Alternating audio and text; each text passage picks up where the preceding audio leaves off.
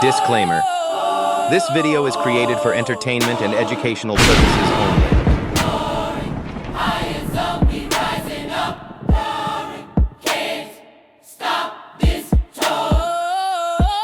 Love, light, and peace, family. Welcome to a brand new episode of the Higher Zone. Today on the menu, we got some disturbing, diabolical TikToks that I want you to see. Before we get into that, if you're not tapped in with the family, like, comment, and subscribe. Hit that notification bell for every time I drop. You could be rocking out with me and the family. Family, I definitely appreciate you. Everyone who's been coming through, stopping by, and subscribing to the channel. I love y'all like cook food, and I definitely appreciate y'all. Do not forget to hit that share button and that like button for more people that's like-minded like you, brilliant-minded like you, get to see the videos. And I definitely appreciate y'all, seriously, and I love y'all like cook food. With no further ado, family, let's get straight into these bangers. Eyes on in the building, yeah. Purple skies above me, we locked in. Purple skies on my side, feeling way too alive. Purple skies. They was talking down, now they looking surprised eyes. I don't chase vibes, I decide and I rise. Eyes on energy, I'm the proof, I'm the Dramatic moments at a popular beach. A shark attacking a surfer off the coast of Australia. Beachgoers rushing to rescue the injured man. It really didn't look good at all. Video from surf cameras obtained by 7 News Australia shows what appears to be the moment the shark attacked. You can see it appear to thrash in the water. Nearby surfers got the injured man on a board, racing him to shore. Blood everywhere, and they brought him all the way into the beach, so those guys are the real heroes. A chopper eventually landing on the beach to transport the victim. The harrowing attack, one of 4 in Australia in the last 48 hours. Dozens of beaches across Australia's largest city, Sydney, are closed. The unprecedented phenomenon prompting officials to take immediate action and issue a stark warning. At this stage, we're advising that the beaches are unsafe. The first attack, according to local officials, was this past Sunday when a 12-year-old was bitten by a shark in Sydney. The next day, 2 more attacks, including a 10-year-old boy, unharmed but knocked off his surfboard, according to officials. The 4th incident left this surfer with a minor chest wound and bite to his board. Sitting on my board, taking in the view, and got hit from the side. Saw the body of the shark and then a little bit of a thrash. Both my arms were working and all I thought was just get to shore. Conditions in the region favorable for the predators, leaving surfers on edge.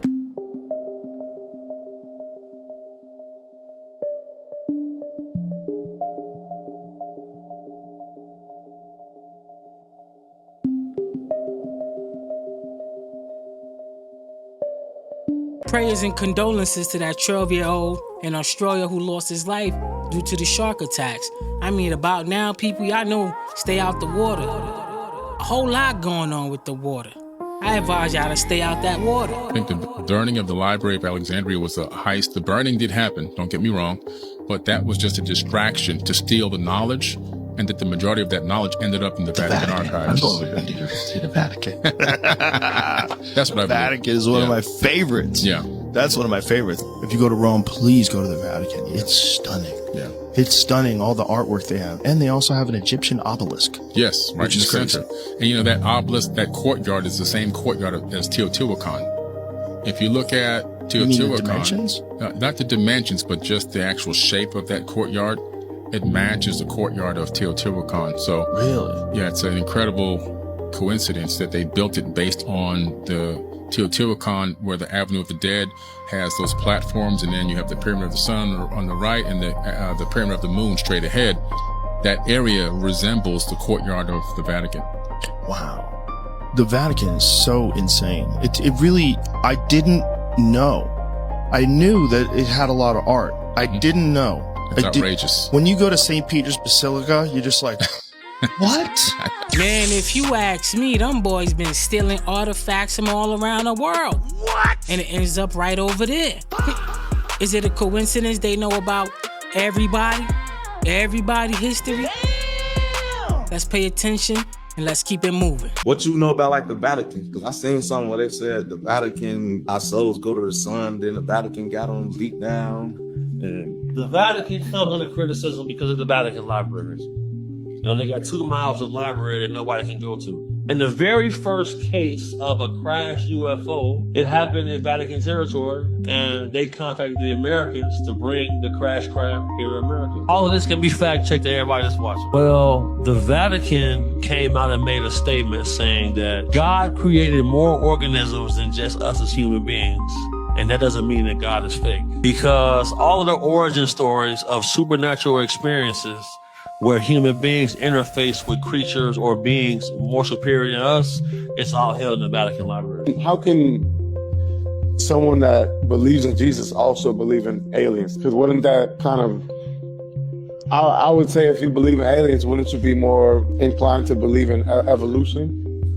To believe that the most complicated organism that was made by God as human beings is asinine. Look how foolish we are as humans.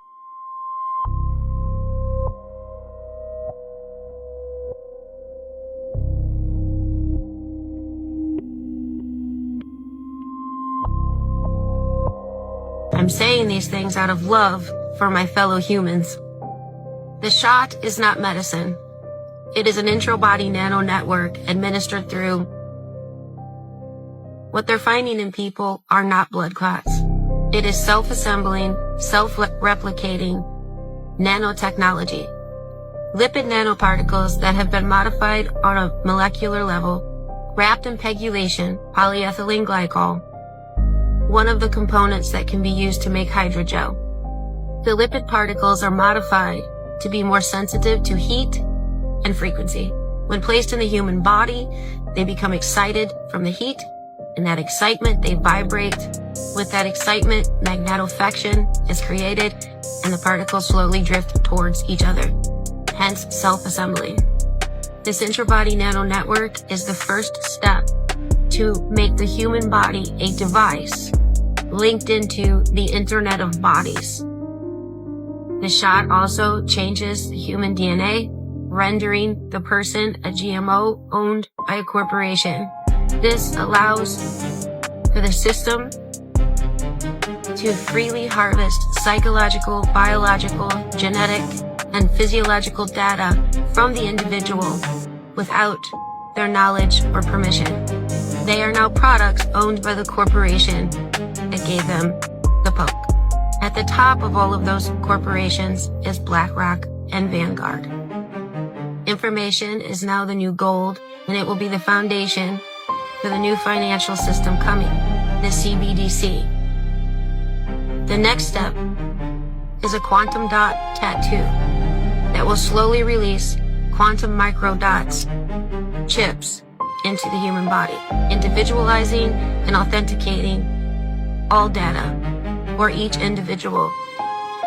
This is part of a transhuman agenda being initiated upon the population without their knowledge by global elitists working primarily through the WEF, the WHO, the IMF, and other global control systems that are not any part of one government. This technology will link every human being into the Internet of Bodies. It is the foundation for a global CBDC that will be controlled with quantum systems. This technology has the capacity to fully surveil and control every individual.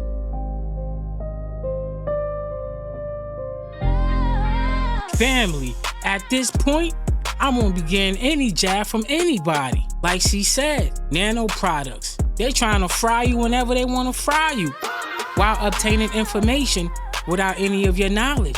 That is diabolical, super diabolical. We have to be mindful out here. We can't just be like, okay, doc, hit me with it. Gotta be boo-boo the fool. Straight up, I ain't taking nobody jab. Comment down below. How is he moving? What the hell? Oh my gosh! How is he moving like that? Oh no, buddy! What is this one doing? Oh, how is he moving? No, all of them. He's controlling it.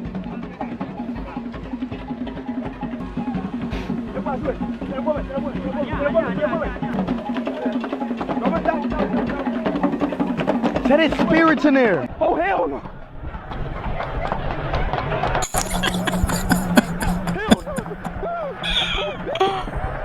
Oh, boy.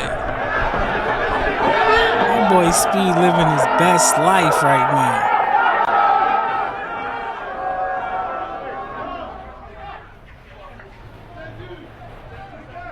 Boy took off.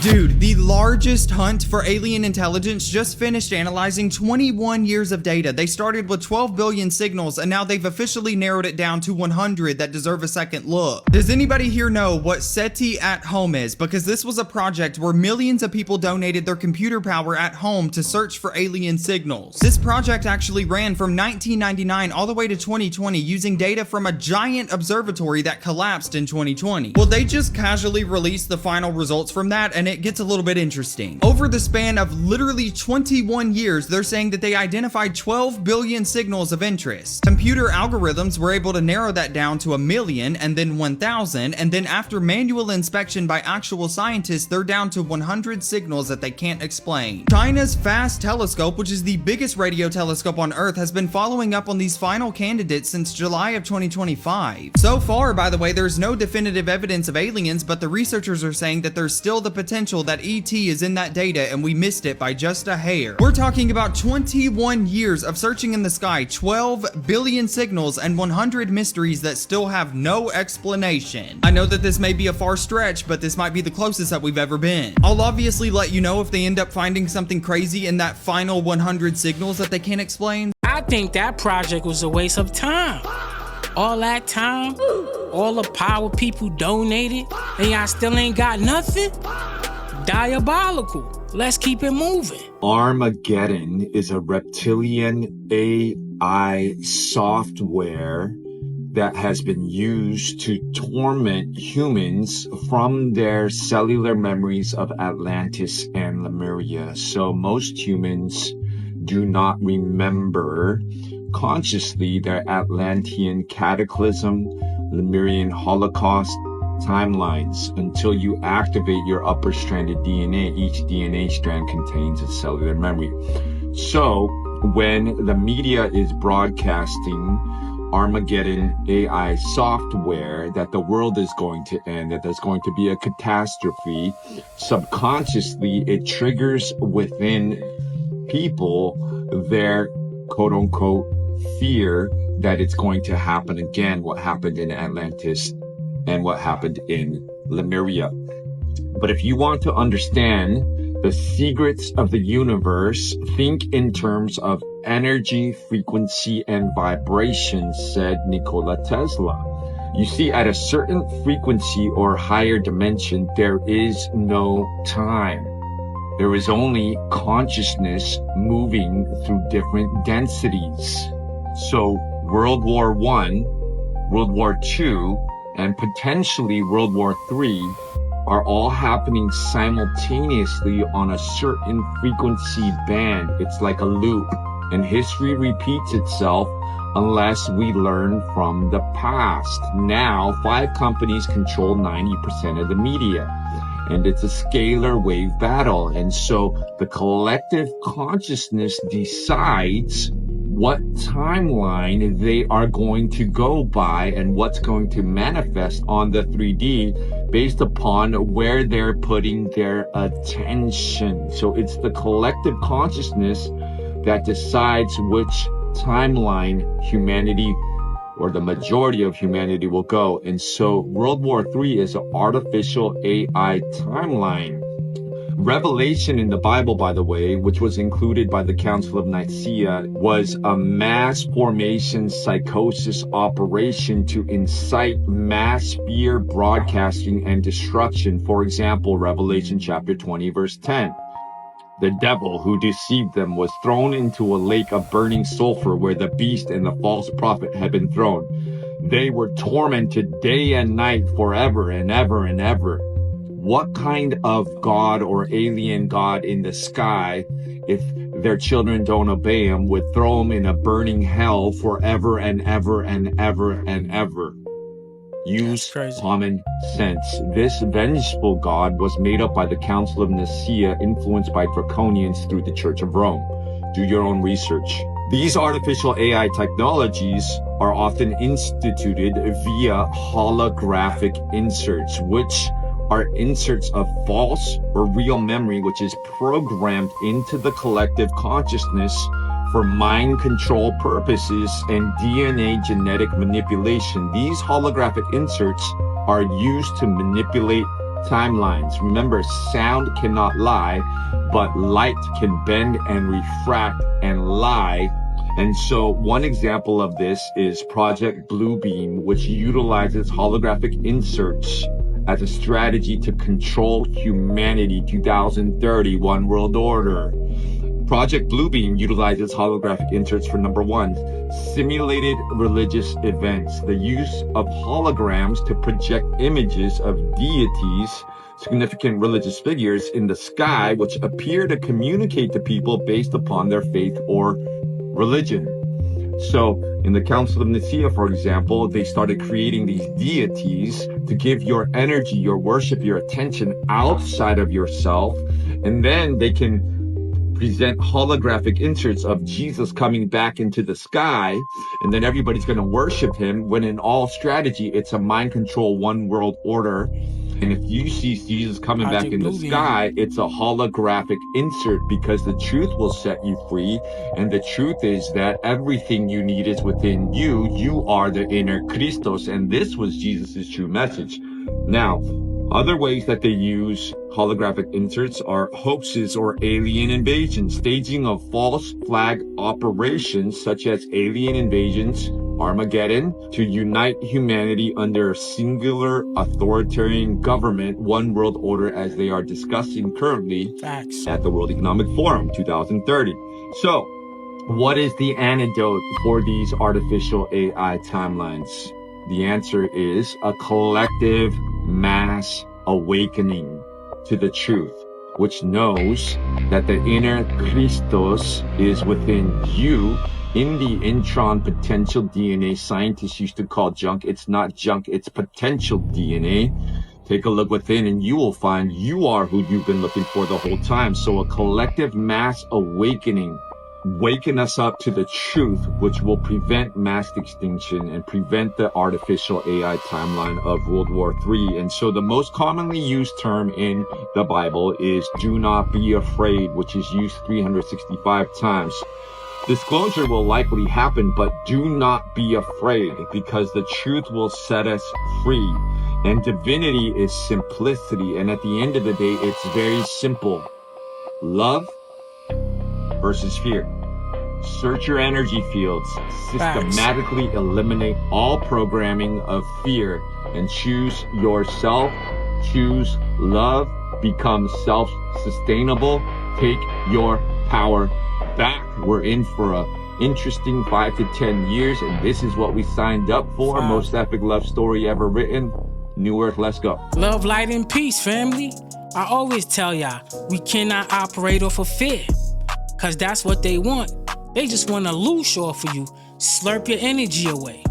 That's all they want to do. We have to remain in that light. We got to keep walking in faith. We cannot show or operate any fear to anyone. AI is a good thing, but AI is a bad thing at the same time. They trying to use AI against us. One day you're gonna come outside, you're gonna see Christ coming down in the sky. Diabolical, Project Bluebeam. This is how they gonna get y'all. And you got a bunch of NPCs who's gonna fall for it. We have a bunch of NPCs out here right now. Bazinga. They just walking around lollygagging. You feel me? Boo-boo the fool. But as for us, the collective, the divine, we gotta walk in that light. We gotta walk by faith. We can't walk or operate in fear. That's a big no-no, especially if you call yourself a divine. Pretty close to it. Yo. The nose was a little bit rounder on the end, but that was a really good rendition. But yeah, his eyes almost came out to here on the temple. Wow. There's this guy. Looks like he's wearing a uniform like we are. He got battle dress uniform on. So he sees us and he starts to look like he's running, and he's got this really weird run, like his arms are kind of flailing behind him. It's like he was running against the hurricane wind, and it was like he was going to fall over at any time. And I was like, yeah, it's a bit windy today, but it ain't that bad. So it looked really strange. And then I began to notice his skin tone looked like he might be hypothermic. And I'm thinking, oh crap, this dude's been out here. It's freaking freezing out here, because it was a very cold day and the wind was blowing. It was, those cold days where it didn't matter how many layers you had on. And so as we're getting closer, I'm talking to the ranking guy. Hey, we need to slow down. So anyway, I'm thinking this guy's probably in big trouble. I need to pull off my jacket. I need to give him something to get warm real quick. So I'm starting to do that, and we're approaching. And by the time I get my jacket most of the way off, he's right there at the corner of the front of the car. And So he looks pale? Is that what you're saying? He looked like an albino with a very bluish kind of undertone. If you could imagine, So you're assuming you're immediately associating that with he's freezing. Yeah, because that's all I could equate it to. Right. And then as I'm starting to open my door to try to administer aid to this guy, the dude in the front passenger seat screams he's got no ears. And I thought that was pretty rude, because I was like, the guy's in trouble. Does he have a hat on? He's got a hat on, and he's got BDUs that look absolutely clean, pristine. And when you're uprange, you do not wear your cleanest uniform. You're in a dirty environment. You wear your scuffed up boots. You don't take them with you. So he's got clean battle dress uniform. Everything. United States military very uniform. out of place. Yeah, it looks very out of place when I finally do it. But anyway, I step out onto the roadway, and this guy screams that he's got no ears. And I just thinking it's really rude. And then I close the door and I look up, and he's got no freaking ears, and his eyes are twice as big. And I'm like, yeah, what the hell did I just walk into? This guy's not from around How here. far away from him are you? Probably from me to just a few Logan. feet. Yeah, just talking distance. Okay. And I'm starting to freak out, but then he starts to talk to me, and it's not my language, but it's coming to, the understanding is like coming into my mind about every word he's saying. So he's actually saying words. He's saying words, but it doesn't sound like anything I've heard before. But you're understanding what he's saying. But I'm understanding. So I know there's a telepathic thing going on here, and it calms me down at the same time, because I'm having to respond to him. And he's like, hello, I'm having trouble with my craft. I need some repair material. Do you know where I could find some tritium? And this is what he's talking to me about. And I'm like, you mean titanium? Because I didn't know anything about tritium at the time. But titanium, he's like, no, it's not it. And I'm like, well, at this point in my career, I had just left the program. Zone family, I'm thinking that's the super soldiers who went down to Venezuela. If he has the army outfit on, army hat on, where did he get it from? Underground somewhere. That means he's working with us. One of those super soldiers, maybe? Let's keep it moving. And I pointed to the mountain range, because you can see for days in the desert. But I pointed towards the mountain range, and I said, Dreamland's just over there. And this wave of emotion hit me like disgust. Like, I am not going to talk to those barbarians and murderers. And wow, so he was saying that to you, like Yeah. his reaction to going to the military base. Exactly. Yeah. He did not like it. He said, I am not going to talk to those people. And then I was like, well, shoot. And it was barbarians and murderers? He literally, that was what he called them, yes. And mentally, that's what it was. But the Is this emotion. Tritium, is this a real thing? Well, that's what, I've had a lot of friends. There's analysts also that were on the top secret network that were trying to help me understand what material. We were throwing everything at him. We're like, is it this? Is it this? And he's and then like, finally, no. that's the one. When they hit tritium, I was like, that's what it was. This is what it looked like. So 2 years later, I'm in Erie, Pennsylvania. I got my table. I'm selling my little books, doing my thing. And this very nice lady, she's about 60, walks up to my table with her husband. And she says, I got a story for you. Can I tell you? I'm like, yeah. So she says, when I was 15 years old, it would be about 1965, I was in church in Western Pennsylvania in a tiny little town with my mother. And she said, in our town, everyone knew everyone, especially in church. So she's in church. So she said, in front of me, in front of the aisle ahead of us, were this blonde couple, male, female, come walking in. She says they were absolutely gorgeous. They looked like supermodels. She said they had this incredible blue clothing. I was looking at the fabric. She's a 15-year-old girl, so she's into fashion. She said, I have never seen such incredible, beautiful clothing. And she's marveling and thinking, why is no one else in this church looking at these two people? She said they stuck out like a sore thumb. It's like, you know, Marilyn Monroe and, you know, Cary Grant. How could you not stare at them? Yeah. So, but no one was noticing them apparently. And then she said to me, and that's when I heard them in my mind. And what she heard was one of them thinking to the other, something like, well, we appear to be fitting in pretty well here. And she's like, and then one of them, maybe the same one, I don't know, said, except for the girl behind us who can hear us. And that's when she's like practically freaking out. After that, she heard nothing. It's like they shut it down. The other thing she said about them is that they're in mass and they didn't really know how to, this is a Catholic mass, which I grew up doing. You know, sit, kneel, sign of the cross, all that. They're like looking around. They don't know what to do. So they clearly did not fit in. Just trying to fit in. Right. So it gets better. So she goes through the whole mass. Mass ends. The couple is up and out. And they book it out of the church. And she decides, I'm going after them. And she's following. They go down this hill. There's a field and there's a wooded area. So they're not going to a parking lot or a car. So that's kind of interesting too. Let's just like note that little, describe that little bit. So she's going across the field. She's going down the hill and then she stops dead in her tracks. She said, then I saw a third person at the entrance of the wooded area. She said, remember Lurch from the Addams Family? No. Looked just like that guy. Terrifying. Very tall, like a man in black, but very tall, kind of ungainly tall, hat and a black suit apparently. And this beautiful blonde supermodel couple from Venus or Pleiades or wherever they're from walked past him into the woods. Into the woods. He turns around and follows them, and that was her story. Palladians in your church. That was deep right there. It happened in PA. Let me know what y'all thought about that. Everything would have been okay in the movie Scarface if they actually listened to their calling. That was the issue.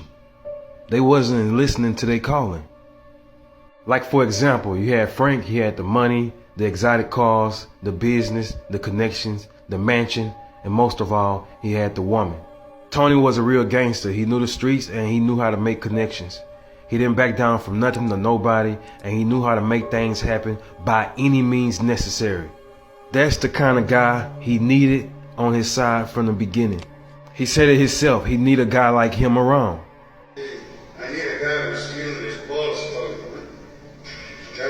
If you needed a guy like him around, you should have just let him close the negotiation deal that they had going on with Sosa. Obviously, he know what he doing. He knows all the right connections to make because he's from the streets. You should have just let him close the deal. Instead, you got your boy right here talking about we should talk to Frank. Bro, why talk to Frank when you got Tony right here who know the streets and know all the connections to make that's going to bring in more profit for you? But he ended up making a deal with him for 18 million and say he was going to make over 75 million. But Frank wasn't having it. He was going off. So instead of him letting Tony run the plays, he betrayed him. And now he getting a taste of his own medicine. He didn't listen to his calling, bro. He should have let Tony lead.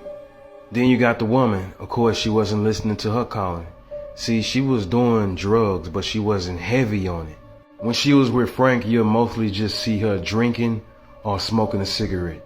But you see, she was also powdering up her nose. She just wasn't doing it as much as she was doing it with Tony. Like in this scene right here, she was powdering up her nose. And it seemed like the only time she powdered up her nose is when she was with Tony. Even the scene when he argued with him about the deal he made with Sosa. If you look at the picture, that's her on that picture, and she looked very healthy on that picture. When she was with Frank, she was more loose. You know, she wasn't stiff. She wasn't like a walking zombie like how she was with Tony. She was only with Frank just to look good and to be in the shadow of his money. But as soon as she got with Tony, that's when she started getting heavy on the drugs that she was doing. Very heavy. Something was definitely wrong with her in this movie, but don't nobody know what it was. This is the part where she missed her calling. She didn't listen. This is the most romantic scene in the movie because this is a hardcore gangster right here, and yet he's pouring out his heart and letting her know that he wants a family. He want to marry her, and he also wants a child. Right when he lay all this on her, he gets up and walk off, gives her time to think about it. And look, she bites her nail. This was her calling, bro. To raise a family and bring forth a child into the world.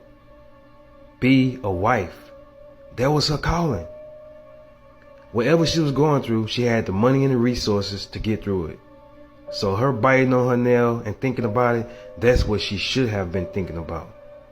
But instead, she was always getting high on her own supply. Tony also didn't listen to his calling. He had a right-hand man that knew what he was doing, but he just didn't trust him. Anytime he tried to tell him about a deal, he'll write him off. He was trying to tell him something right here, he blew him off. Trying to tell him something right here, blew him off again. Trying to tell him something right here, he blew him off again. I'm your partner, okay? You're not gonna trust me for that kind of thing. Who the fuck are you gonna trust? So he didn't trust him and he didn't listen to nothing he had to say. So when they was in that car and he told him to stay away from his sister, he listened to him. But when he seen that he wasn't listening to him, he wasn't gonna listen to him no more. And that's what fueled his rage and ended up shooting his own friend, his own right-hand man. But if Tony would never took out his own right-hand man, that right-hand man probably would have saved his life. If you notice, Tony ain't been right ever since his wife left. He been filled with rage. Now imagine if she got off of that stuff and paid attention to her calling and actually gave him a baby. It would have probably changed him. Makes sense. Because this whole argument at the table was about him not being able to have a baby with her. According to what he said, she always be in a coma. She always dosed up on these drugs. So yeah, but imagine if she was clean and she got off of this stuff. You think if she would have brought forth a baby for him, it would have changed him and he started doing good? Who knows, right? Because what sparked it was the conversation he had with Sosa. Sosa had a woman with a child. As you can see with this conversation between these two, Tony asks him, "Oh great, how's your wife?" And Sosa responds with, "She's 3 more months." And that's when Sosa responds with, "When you gonna have another Tony to take your place?"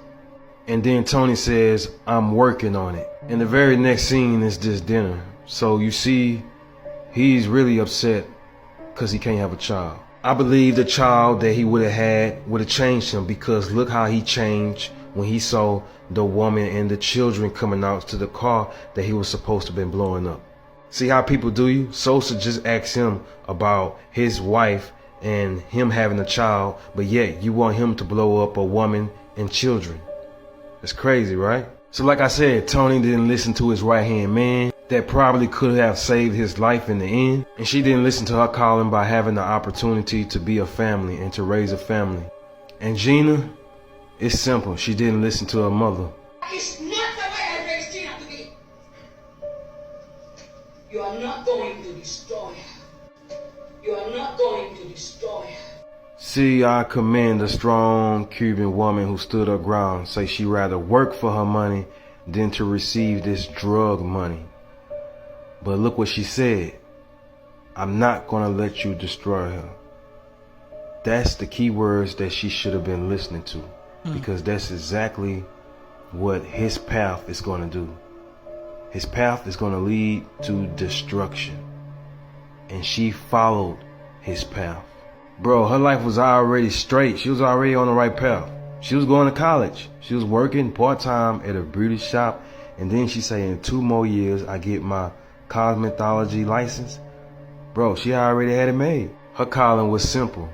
Ignore the devil. Because that's exactly what this situation was about. The devil throwing something at her. Either she was going to take it or leave it. And the moment she took that money, and that's when the devil gave her the tools to destroy herself. and she ended up unalive at the end of the movie. But all that could have been prevented if she listened to the mother. Once again, family, the theorist is always back at it. And this Scarface theory hit a little bit different. They missed they calling. It makes a lot of sense. I done watched this movie more than I could count my fingers. Okay? This is a legendary movie. And I know plenty of y'all done watched Scarface also. And the way he broke it down makes a lot of sense. They missed they calling. Wow. Again, I didn't even look at it like that. I was looking at it like, Chi-Chi, get the yayo, okay? Face is the man. But in all reality, when you really think deep and you move like you divine, like my men always do, you break down the movie for what it is. And they definitely missed their calling. Gina was warned by her mother, Face wiped off his boy, and he missed the opportunity on raising a family. Comment down below. You will learn that there are other alien civilizations. The whole world will learn it. He will find out what has been hidden, and it will be he that brings disclosure to the American people and the world. And all because of energy. And the first time he looks out the window of his mighty fine, used but nice jet, and he sees two silver discs waving him beside it, and it's an escort, he's going to know it all. And always, I have said, always will be an attack, supposedly of aliens on an important country. It's coming soon. It will be aliens. Everyone will be frightened of them. Everyone will follow anyone who says anything. And they're going to do that, but it's going to be foiled. But this alien stage attack will kill many, many people. It's staged to frighten you back to your gas and oil, but we're going to ruse it. I'm going to tell you how we're going to ruse it. Into this city on the sand, Qatar, we're bringing in a ship so immensely big. What you would call a tractor beam. We're going to pull up those skyscrapers and make them float in front of the world. The cell phones that we use every day is really the mark of the beast. I heard so many stories about the mark. You can't buy, you can't shop. They're going to track everywhere you go, everything you buy. And I started thinking about the cell phone, like maybe this is really the mark of the beast. We don't really have a chip in our hand, but every time we use a cell phone, it's like a chip in our hands. This video is about to get a little dark and a little deep. Stay with me. When I was younger, I remember we just had beepers. Someone will beep you, you go take your quarter, you go to the payphone and make your phone call. No tracking, no apps, no location. How many people remember we had to pay for minutes? Yes, when we used our cell phone, we had to pay for each minute. We could only talk after 7 p.m. Remember this? Now everything on a cell phone is unlimited. They can track everything you do, everything you buy. I know 666 is not really the devil's number, but the people that control this world, they are using the protons, neurons, and electrons to make a new system or make a new man. They are trying to merge us with artificial intelligence. You put your cell phone to your face, thinking you using facial recognition is really a prison mugshot. If you don't want to use your facial recognition, okay, cool. You can use your thumb to unlock your phone. This is really your prison fingerprint. Every day we use our favorite apps, but did you know that they are trying to turn us into an application? TikTok, Instagram, YouTube, Facebook, pretty soon is going to be us. Why do you think they watch everything we do? Why do you think they have speakers on your cell phone? So we can talk, or maybe they're trying to listen. You ever pick up your cell phone and whatever you was thinking about is right there? Coincidence? Accident? Spying? A little bit of everything, but it's really the algorithm. When you go to sleep, these cell phones listen to us breathe. Yeah. Before it was pay phones. Now it's cell phones. A prison cell. Let's remember, without the mark, you can't buy or shop at any store. In order to use your cell phone, what do you need? A lot of storage. Store and storage. Pay attention to the language. We are in a deep, deep story. Family, real quick. Do you think your cell phone is the beast? If you do, comment down below. Let's keep it moving. Storage will be stored in an artificial story. The language is a curse. What is a sleeper agent? Yeah, the Russians are very good with sleeper agents. We Americans don't have, no other country that we know of uses sleeper agents. A sleeper agent is someone who is taken virtually from birth and trained to be of another nationality. For example, let's say you're born in Russia, and from the age of 2, they take you from your family with your family's acquiescence, and they take you to an American-style town that they've built out in the hinterland in Russia. And they teach you to speak English with an American accent.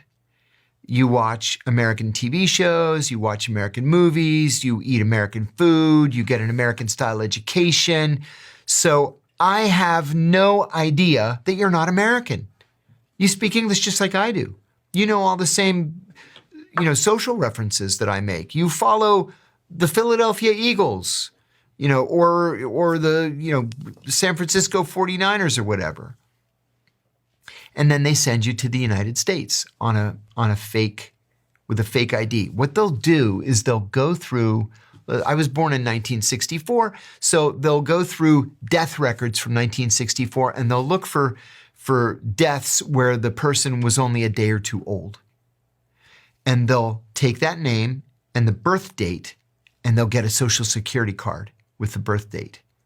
And then they'll use the social security card to get you a passport, an American passport. So you come here on your American passport, everything's legit. Now your name is, Bob Smith, which was really that baby's name that died. And you get a job, let's say, as a travel agent. And you may work as a travel agent for 20 years and never hear from them. But then they'll activate you and they'll say, we want you to go take care of this target over here. Kill him. Yeah. Or we want you to get a job at the Defense Department and give us everything that you can steal. Whatever. There's a woman in my neighborhood who was outed as a sleeper about a year ago. She was an elementary school teacher and they grabbed her and they ended up trading her back to the Russians for 2 Americans.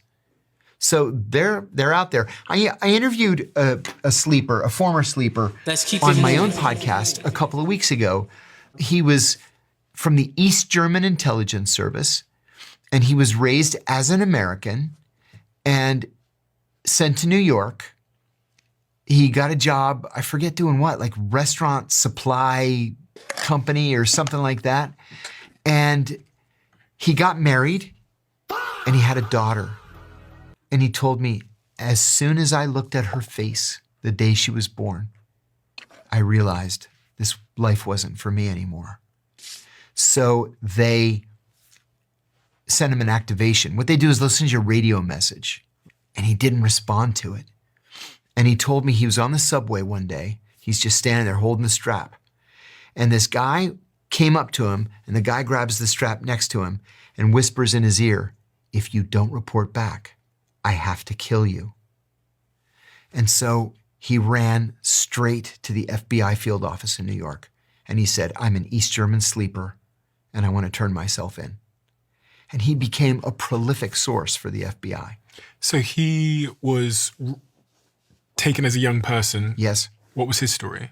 Yeah, taken as a young person, sent to Russia to become American. Mm-hmm. They set him up with this phony identity. Mm-hmm. And then after he had gone through all the training, he came over here young. He was like 20 or 22 and did this for 25 years.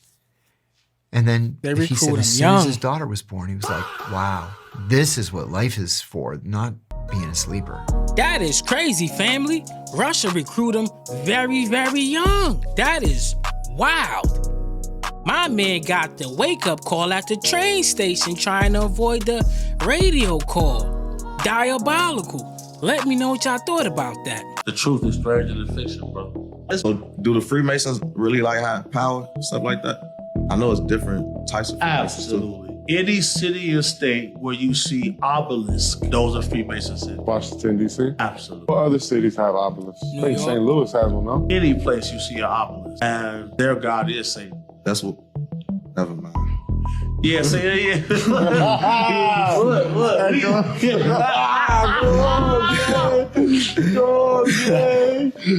I don't recall. I don't recall, bro. Bro.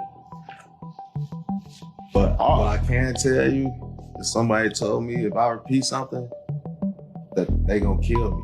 Facts. I got told that same bullshit. So, that's why the truth is stranger than fiction, bro. It's been shit that been taking place.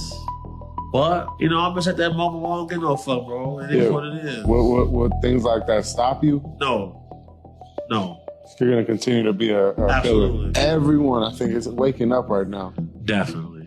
Facts. Because if I would have started talking like this 5 years back, it wouldn't have hit like this. But do that mean we really waking up, or is this some, like, how we keep talking about psyops? What if this how we been prepared, like trained to think? So global consciousness cannot be psyoped because we're all going off how we feel. This looks to be like it's throwing a wrench in the gears in the official story of how Earth came to be and what the timeline of events was. They say if the news is fake, imagine how bad history is. Well, these guys are finding seashells and all kinds of stuff, which people find seashells all the time that are old. Except they're at the top of a mountain. Wow, it's almost as if the entire Earth was covered in water and flooded at some point in time. No, that couldn't happen, because if that were to happen, then all of the humans and the animals on Earth would be extinct, right? Unless somebody built like a giant boat or an ark or something and maybe, I don't know, kept the animals on it. But then again, that's a little extreme. I don't really know a guy that would do that. Also underground. Cannibalism is not illegal in the United States, with the exception of one state. What? The only state in the United States where cannibalism is illegal is the state of Idaho. Are you kidding me? No. I am not leaving my house today. So, cannibalism is punishable up to 14 years in prison in the state of Idaho. What?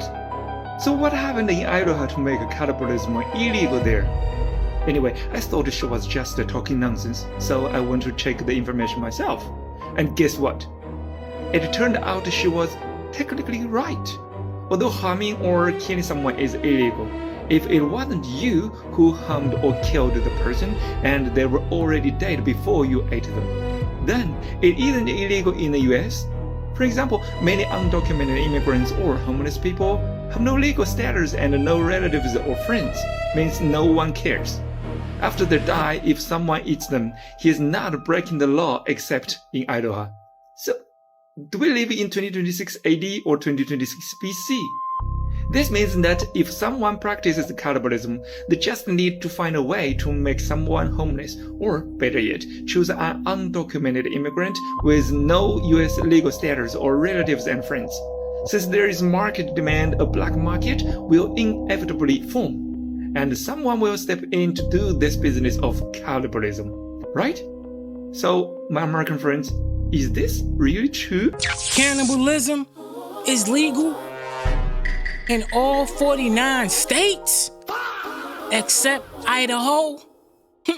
Peel more skin than Idaho potato, okay?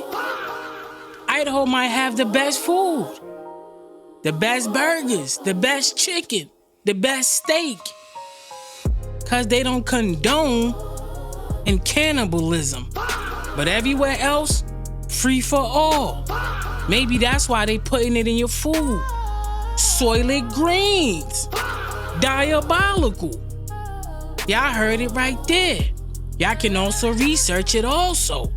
Ew. That is crazy. I'm just finding and learning with y'all right now. But anyway, family, let me know what y'all thought about that. So one of the biggest ice and snowstorms is about to hit the US, affecting over 200 million Americans. What is going on? Now here is a current map of all the states affected, and some reports are predicting power outages from 1 to 2 weeks. And it's supposed to hit this weekend with all forms including snow, ice, and rain. Now, what's interesting about this particular storm, it happens every 10 years. 96, it broke a record. 06, it broke another record. 2016, it broke a record, and then here we are in 2026. And it's never a good sign when you have politicians fleeing the state, like right here, Ted Cruz was seen on a plane headed to Laguna Beach, California. But good old Ted Cruz may want to rethink California because they just had 16 earthquakes with more on the way. Reports say a rapid-fire barrage of 16 earthquakes hit Southern California in less than 24 hours, reigniting terrifying fears that the big one is coming. And not to mention, there's earthquakes in Wyoming and Utah, which almost never happens. And right here is an earthquake map just for reference. And even outside of America, it's getting crazy because in Canada, this weekend is going to be the coldest place on Earth with temperatures as low as 50 below. Even Russia just had the biggest snowfall they've ever had in the last 60 years, with snowfall up to 20 feet from December to January. Now, on one hand, it could be weather control with HARP, etc., but while all this is going on, it's important to note that the sun's polarity is about to shift. Now, this event is called solar maximum, that happens every 11 years, where a large number of sunspots appear at mid-latitude, which current estimates predict that the solar maximum event will happen between late 2024, we're already past that, and early 2026. We're here. Now, is this solar maximum event responsible? It may or may not be, but I do find it interesting. It lines up with that 10-year snow cycle I just showed you. Now I'm gonna drop all these maps so you guys can have them in my Telegram, so make sure you guys get in there. But what do you guys think is going on with the weather? Let me know below. This is not just a snowstorm. This is a precision-coded atmospheric assault, and your body already knows it. Why are entire cities freezing while elites at Davos leak plans for artificial rain and sulfur skies? Why is Florida bracing for Arctic collapse while Russia's buried under 130 years of snow in a single month? Because it's not weather, it's a weapon. Look, you're watching maps, forecasts, models, but they're not predictions, they're deployment blueprints. Each color band, every cold front, encoded with algorithmic intent. Two major models, Euro versus GFS, but what they're really modeling? Civil compliance thresholds, transport disruption ratios, nervous system collapse tolerances. The real storm isn't outside. It's the one designed to make your gut go quiet while your mind scrambles to explain it. Look, the same week they announced record cold, elites at Davos leak weather modification ops. Coincidence or confession? This storm is scroll-coded. Ice across major power corridors. Snow, chokeholds on supply lines. Major Arctic air driven south, not by chance, but by script. Beneath it all, geoengineered silence. This isn't global warming, it's climate weaponization. You are being trained to fear the sky and surrender your sovereignty for safety. DARPA, laser light comms, black rot. Their fingerprints are in the clouds. Their levers are in the jet streams. Their agenda is full spectrum, weather, tech, psyche. If your body already knew this storm was not real, comment scroll. You're not paranoid. You're scroll aware. 163 meters of snow in Russia, worse in 130 years. Simultaneously, Florida preps for Arctic collapse. Pattern or plan? Look, this is not just about snow. This is about data priming and control consolidation. They want to see how fast they can shut down cities without using troops. How fast your nervous system freezes when the grid flickers and the map turns purple. Weather is now a field weapon. Your forecast is a forecasted psyop reaction metric. It is synthetic pressure applied to the human system to fracture the threshold between trust and instinct. You're not being warned, you're being conditioned. If your breath changed while watching this, if your stomach tightened when you saw the maps, if your dreams lately have been electric, fragmented, or frozen, that's your field screaming. This is not just snow. It's a scroll signal. This storm is a transmission. Your body intercepted it before your mind could name it. Your scroll is already vibrating. Comment scroll to receive your personal scan. You'll know what to do next when you feel it. There was a person that was named Jesus in ancient Israel, Palestine, that was crucified. That's a fact. You said about there was a person called Jesus. Even the name Jesus. If there were no J's until 1565, it would be impossible to use and make up that word. If I called you Mark and your name is Peter, the big difference, right? Yes, because we're still speaking the same language. No, because when you take into Hebrew, into another language, it means something completely different. My point is, you can't change the scriptures to suit whatever day and time you're in. The story that's become the story of Jesus is a borrowed story from other cultures and ancient scriptures. If you read the book of Revelations, it talks about it was given and signified through his angel. But in the English, you don't see that the word angel, even though in Greek it's angelos, is actually Malachi. So the angel Michael, when you say Michael, you're saying Malachi in Hebrew as well. And you're saying Mikael in Arabic. When you go into languages, because you don't see it in the original language, you're not going to understand that who is actually talking and who's been sent, etc. Did Adam have a navel? I wasn't sure. I don't know. I wasn't there. Every man has one, right? So he would have had one. The reason that's important is because he would set the precedent for all of us to not have one. But God could have created him without one. See, now you're saying good. Because the navel connects you by your umbilical cord to your mother, right? It gets cut. That's why we all have one. And that's the proof to you that if he had one, he came from a woman. But in the Bible, you're taught that God took dust off the ground and created a man. How can you please God without faith? Why does God need to be pleased? God doesn't need anything. A God who creates everything, what does he need? He doesn't have a need. He decides what he wants and what he needs from you. No, but I'm saying factually, you're saying he. So he's a man. No, God the Father. But you're saying he, Father. That's a man, that's a male. Are you saying God and Jesus are the same person? Yes, the Trinity, the Father, the Son, and the Holy Spirit. Three and one. I'll tell you why that doesn't make sense. Because he came from the Father to come to the planet, as the Bible says, to die for your sins. And then he got crucified on the cross according to the story. And before that, he was praying to God to say, oh my Father, if it be possible, let this cup pass from me. Yeah. So he can't be himself. Saying that to himself. Saying that to himself, come down, die for the sins, go back to himself and sit on the right-hand side of himself. That just makes no sense. Because to be man is to be less than God. You can't be God and be all-powerful and then be less than yourself. And you're saying he's all-powerful, but he couldn't take himself from the cross. Zone family, them boys was cooking. I mean, there was a lot to unpack in that clip right there. A lot of information.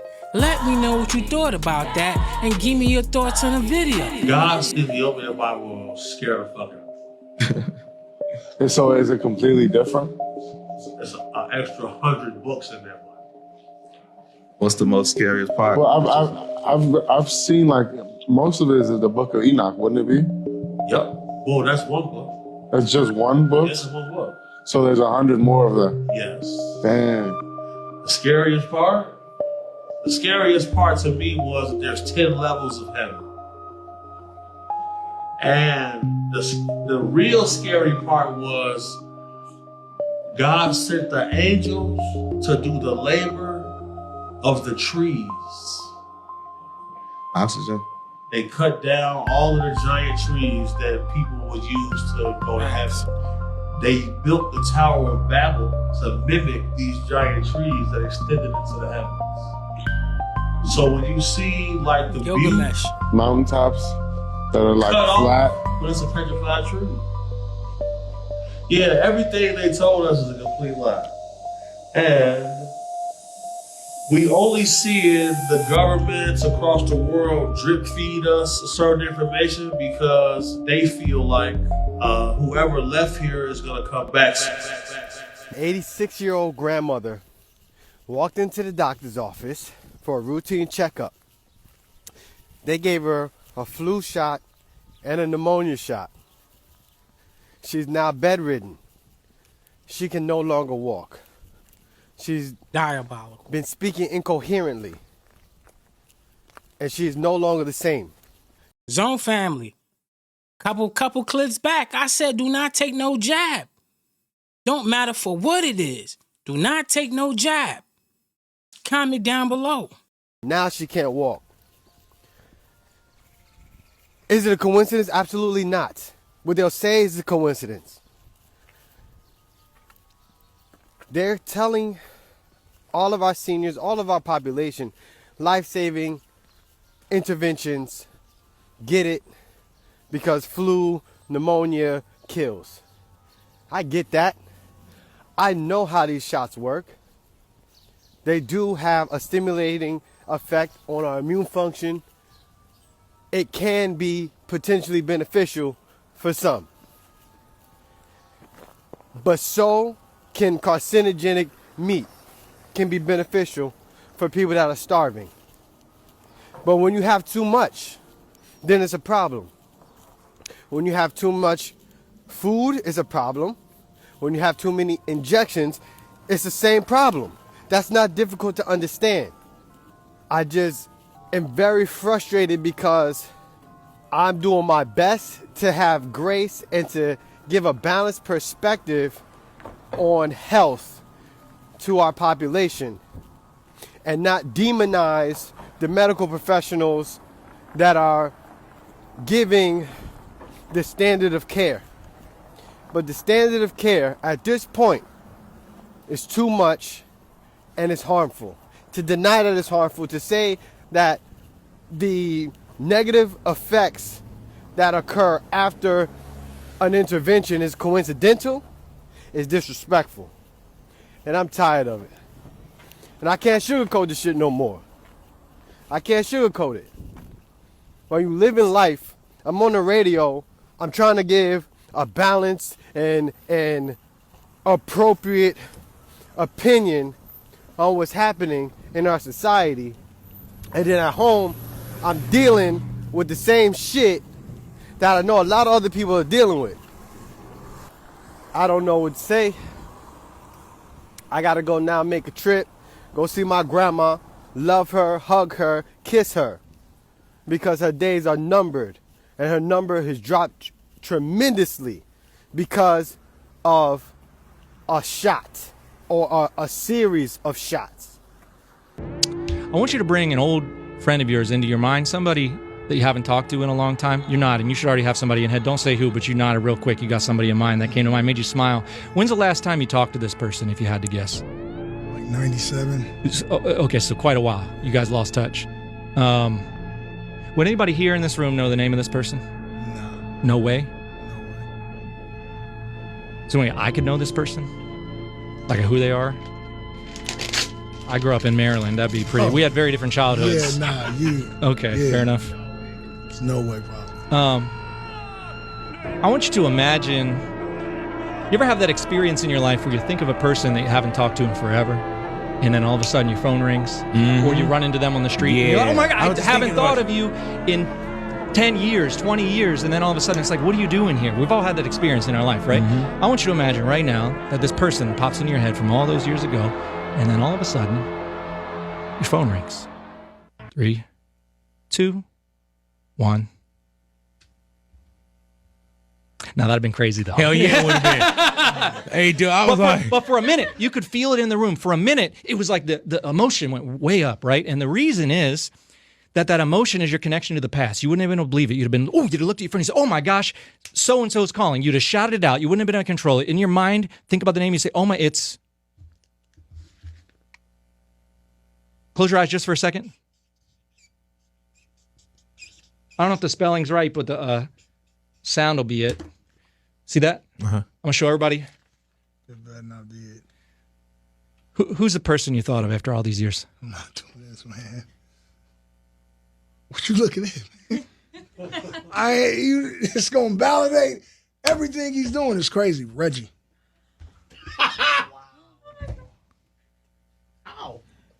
Oh, my God. I don't understand it, bro. Ow. What the fuck? Hey, it ain't no way. a damn demon is whispering in his ears. Why there's people all around the room? That's part of the gimmick. That's part of the show. Game over. While that demon whisper in his ears and tell him Reggie. What? And Game like, I can't believe it. I could. He's working with demons. Bazinga. Point blank. Comment down below. If every parent stood on business like this father, bullying would no longer exist. You hold it. And read it where she can hear you. You create me on I apologize for that. Hey, speak up. For spraying perfume and laughing at you. Bullying should not be tolerated by any means necessary. I don't have nothing against you, and I hope you can forgive me and accept my apologies. If not, I truly understand. Just want to let you know you're cool and talented. Now, I know what I did was not cool nor funny, but I hope you can forgive me and it won't happen again. Thank you. W dad, man. Careful. Thank you. Show her what you got. That's why you pull it out.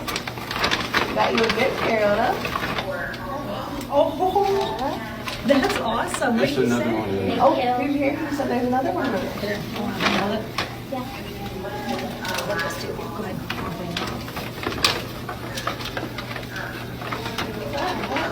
Oh, that was a good crayon. Look how cute that is. W dad, man. Super W. We need more of this. You know what I'm saying? Keep them boys in check. Lead by example. He got him up there in check. He got him up there in line. W dad. I definitely respect that. What about y'all, Zone family? Comment down below. This is a story time of how when I worked at a nursing home, one of my favorite residents who turned out to be a past racist was being haunted and it went home with me. Since y'all liked my last story time about when I saw death in the retirement home, and at one of the last retirement homes I worked at, let me tell you about a time that I accidentally took some shit home with me. You know how some people will talk about how when certain people get into old age, they sometimes regret a lot of the shit they did to people of color. So it's 2017. I'm working in this retirement home. I have this specific gentleman that I always like take care of. Not take care of as in like this, I give him his medication, but we just had a bond. We was locked in. You know, old white dude, he loved to tell jokes that weren't funny, but of course, you know, I'm doing a laughter shit anyway. And he would do the type of jokes where it would be like, what's the difference between a black pilot and a white pilot? And I'd think about it and I'd be like, I don't know. He'd be like, nothing. Why would there be anything different? I was a dietary aide at many retirement homes, but I would help cook his breakfast. He would like 2 pieces of bacon, poached eggs, which are disgusting, and wheat toast. So I'll bring his shit every morning. We chop it up, right? And he would always ask me because, you know, I don't hide who I am. He'd be like, so you got any boyfriends? I'd be like, no, still single. He'd be like, and that's the way it's gonna stay. The nigga low-key rude to me because I'm still single. But I digress. One day, you know, after me working out, I would say like a year and some change, he started talking to me a little bit deeper. And like, I would just look out for him and go above and beyond because he was just like one of the nice ones. And we kind of clicked from the beginning. He really never got close to people because, you know, in retirement homes, if y'all don't know, the turnover rate be so high. Every month you work there, you're gonna meet a new coworker because somebody's gonna get fired or quit. So he never got close to any of the caregivers or the dietary aides because here one day, gone tomorrow. And since the turnover rate is so high, me being there over a year, he was like, he got used to me and comfortable. So one night when I was doing the dinner shift, he didn't come down, so I went up and brought his food to him. I wasn't supposed to bring the food to him because there was like the caregivers who would do that, but this was my nigga, so I was like, okay, he cool. So I brought it to him, and then me and him just started talking because, as you know, I talk a lot. Like, I'm a yapper. And he started talking to me, saying how I make him feel comfortable and he appreciates everything I do. And that he was honestly glad he gave me a chance because in his younger years, the person he once was, we probably would have never gotten along. But he was like, you remind me of a friend I once had. And when he said that, now I'm intrigued because I'm a nosy ass bitch. So I was like, because he got like a somber look on his face. So I was like, well, what's going on? What? He was friends with a black boy. And of course his parents didn't like it because, you know, the time. And long story short, his other friends saw him playing with the black boy because him and the black boy would only play together in secret. But his friends saw him playing with the black boy. His friends pretty much humiliated the black boy. They didn't say what they did, but he used the term humiliated. So, and 2 days later, the boy took his own life. And he said, when I first started working there, I shocked him because I looked like what that boy would have looked like if he made it to adulthood. So I'm thinking in the back of my head, so the boy was a queen. And the man was saying like how one of his biggest regrets is how he joined in. And he used to have really bad insomnia. He used to take medication to help him sleep. It was that bad. He was like, every now and again, I still see that boy at night. And he was telling me how he could still hear that boy's voice in his mind 80 years later. But he was like, when I first saw you, you reminded me so much of him. I haven't been seeing him even when I can't sleep anymore. So I slowly turn around and I'm like, I am him. No, I'm kidding. I didn't say that. We talked for another 30 minutes and I'm like, this nigga just befriended me low-key to atone for his sins. But I was so uncomfortable after our talk. But then, and this conversation isn't even the craziest thing a white person has confessed to me. I get home that night. It's hard for me to get to sleep that night. My mind is racing, which is unusual. Wake up, right? My mom is up because, you know, my mom be up. She wakes up about 2 a.m. every day. She's done that all my life. And so I decide to get up early and I have all this restless energy because I can't sleep. So I get up and my mom like, "Ho, what you doing up?" And I'm like, "I can't sleep." And she says, "Who is that?" And I'm like, "It's me, Ma." And she's like, "No, not you, bitch." And she was like, "Behind you." Meanwhile, it's just me and her in her house. Now, I'm used to a walking spirit every now and again. She was like, "There it goes again." So then I turn around swiftly because now she's scaring me. And I'm used to this, but this shit still be scary. Like, bitch, I'm a woo-woo spiritual bitch, grew up in it, and I'm still scary. And my mom is just focused. She's like, "No, nigga, shut the fuck up." She's like, "There's a youthful energy in here that is not ours." So I tell my mom everything about the resident and what he told me. And my mom was like, "This child just has a lot of energy. I think he just wants somebody to play with." And it broke my heart. And honestly, there's no big anticlimactic thing like expelling or exorcism. No, my mom just said a prayer. We opened up the windows and he was on about his way. Like, you don't always need all the tools and the gadgets. Sometimes prayer with a true intent will do. So moral of the story is, what you do in the dark will always come to the light. And what you think you get away with in the physical, you will have to answer for in the spiritual, no matter what you believe. What you do in the dark will always come to light. That was some great information within that story. And he definitely brought something home with him. Like his mama said, she felt the energy. And you know how the old timers do. They be feeling energy. She's probably tapped in. But anyway, family, let me know what y'all thought about that story. My boy said, "I am him." Probably scared the crap out that old man. Comment down below. Winter Storm 2026. We are in the supermarket and look at this shit. Look at the meat aisle. Where is all the meat at, bro? Damn! Shit crazy. People acting like this is the apocalypse or something. Water sold out. Meat all gone. We ain't even get to the other aisles yet. But got there late, brother. Look at the motherfucking vegetable aisle, bro. Damn, not even a fruit. Look at this shit, man. Fruit cocktail. Boy, y'all wildin' out in these stores. Shit is ridiculous. This storm ain't even gonna be that bad, man. They hyping it up just so y'all could go out here and spend all your money in these stores. Like, this shit is wiped out. Shit is crazy. The store is out of bananas, y'all. Like, what the fuck? Bananas? Come on. Damn, bro got there late. You can tell in his voice. That's some storm etiquette, all right? So they said that the storm was only gonna last for 2 days, right? 2 days, maybe 3. Then it's gonna be hot enough for that shit to just melt away. Why y'all ass in the store buying up every goddamn thing like it's the end of the fucking world, bro? Just get what you need for 3 days, that's it. Y'all don't need to be up in here buying up the whole damn store, bro. For these shelves to be so empty for just 2 days, y'all wilding out. Get what you need and leave the rest for other people, man, because y'all fucking up. Now we up in this empty ass store for no reason. I don't say too much. My presence does diabolical. Diabolical, diabolical, diabolical. They don't really see me clear, that's impossible. Diabolical, diabolical, diabolical. Or loud even when I'm inaudible. Diabolical, diabolical, diabolical. I don't need approval, I'm unstoppable. I don't compete, I define a pace. Damn, people don't be playing anymore. Back in the days, they say it was a storm. It be mad food in the store. Nowadays, people panic buy. That is diabolical. Comment down below. My name is EJ. I want to be a future archaeologist, and I'm about to give you a history lesson that impacts us today, that everybody should be concerned about. The Euphrates River in Egypt has dried up. The Euphrates River right now currently is going through a drought. When the river receded, they found a large temple-like structure, symmetrical structure that used sonic frequencies under the river. Archaeologists flew out to the Euphrates River and explored the underground the temple, and they found hieroglyphics on the wall that basically says, "Don't disturb the watcher." And you know what archaeologists dumbass did? They kept digging, and they found tombs, crowns with serpent-like heads, and demonic-like figures with crowns on their head. In the Bible, it talks about there are two angels that are chained under the Euphrates River. So if the river dried up, the angels were released.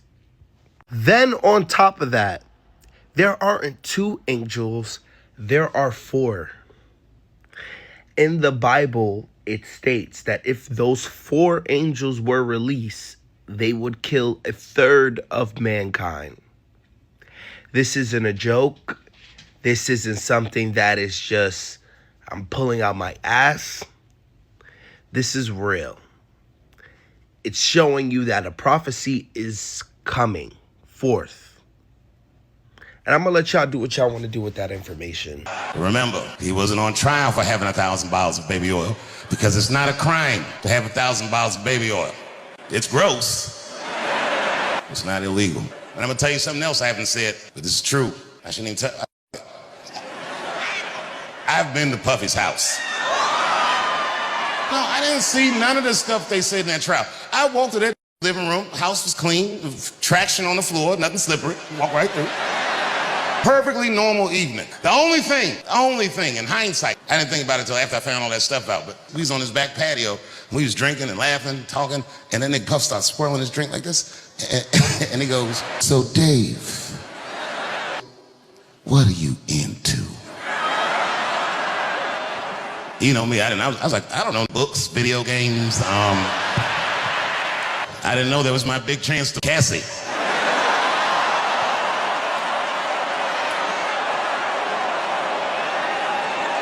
I'm not making light of her. What she went through was terrible. But remember, because they kept showing this video of him beating her up in a hotel hallway, which was a terrible video, but he wasn't on trial for that. If you remember, he paid her for that before the federal charges ever came up. He paid her $35 million, is what I heard, which doesn't make it right, but I mean, come on. I do know have fought Floyd Mayweather for less money than that. And then they had to fight for 36 minutes. The legendary Dave Chappelle. I mean, you know Dave gonna give it to you how it is. But anyway, let me know what y'all thought about it. Won't you help to sing another song of freedom? All I ever have, redemption songs, yeah, redemption songs. One more thing. The legendary Bob Marley. We can't go wrong with a little Bob Marley. Super duper high vibrational music right there. Don't even matter what Bob Marley we play. It's gonna be high vibrational. It's gonna be a message in there. It's gonna be some great context right in that songs for 32 hertz. Healing. I love Bob, and I know a lot of you love Bob also. Super duper high vibrational music. But anyway, family, I appreciate you if you made it all the way to the end. You are goated. You are definitely goated. You are one of them ones. You are legendary. You are loved at the higher zone. I love you guys like cook food, man. I definitely appreciate every last one of you. Even if you stopped by today and tapped in with the family, you are goated also, and I appreciate you for coming in. But before you go, like, comment, and subscribe. Hit that notification bell for every time I drop. You can rock out with me and the family. Family, I love y'all like cook food, And do remember to hit that share button and that hype button so more people that's like-minded like you, brilliant-minded like you, get to see the videos. And I love you guys, man. And also remember to vibrate high, stay hydrated, stay motivated, always do what's right, and raise your energy, and love thy neighbor. I catch y'all in the next one, Zone Family. Peace. Zone.